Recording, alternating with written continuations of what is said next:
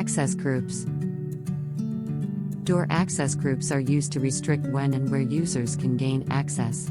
It is possible to program thousands of access groups into the system to cope with a wide range of possible combinations of door access. Access groups are set up in the Setup, Access Groups menu. By default, there are two predefined access groups: no access to any doors and permanent access to all doors. Other access levels are programmable and define when the group can access any door in the system.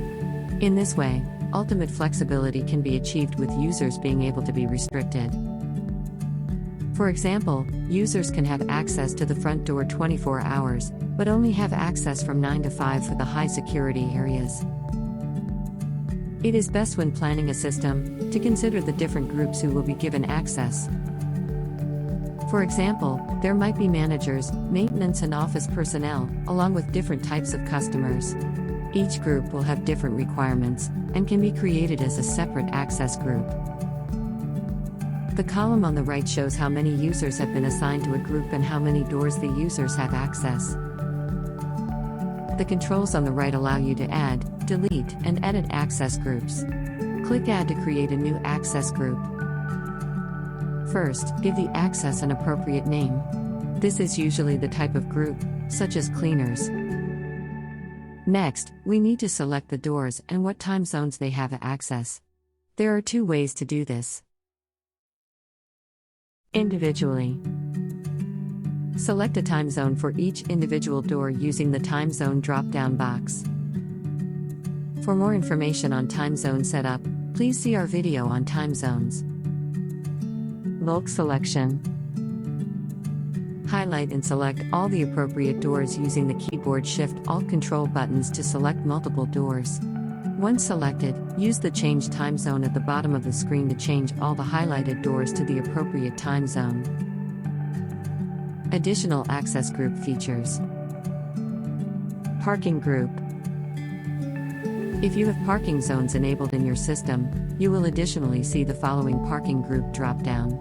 Assign the parking group to the access group here, and all users assigned this access group will be counted in and out of the car parking or area for this specified group. Parking group capacities are defined in the Devices menu. Anti-passback. If a door has anti-passback enabled, i.e. the user must enter and exit the access point in the correct order, the option to override the anti-passback is available. Clicking this checkbox will mean that all users in this group will be able to enter and exit anti-passback doors as often as they like. Area control. If a door controls an area, there are 3 more options for that area available. If you hover your mouse over the checkbox, it will show you the options. The options are Area Arming Allowed, Area Disarming Allowed, and Access Even If Armed. These options allow you to select what area the users assigned to the area have. For example, if none of these 3 checkboxes are enabled, the user in the access group will only be allowed access to the door if the area is disarmed. Another example, if arming and disarming are both checked, the user will have access to the door and will also be able to arm and disarm the area. Press OK when finished setting up the access group. Elevator access groups. If you have an elevator, elevator access groups work the same and are for the floors in the building.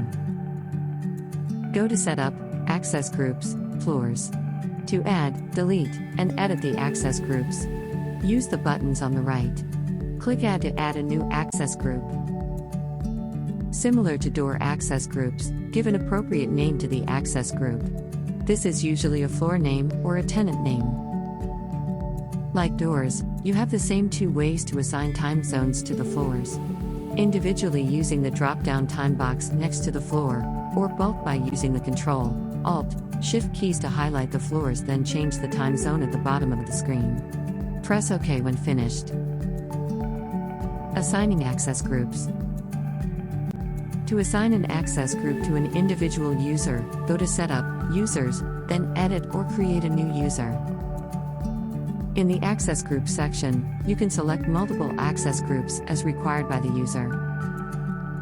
And finally, If you would like to bulk assign the access group to multiple users, use the Shift and Control keys to highlight several users, then right-click to change or add an access group to those users.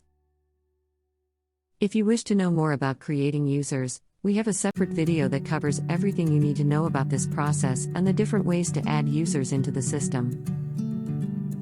This concludes the tutorial on access groups. We hope this has been a big help. Thank you.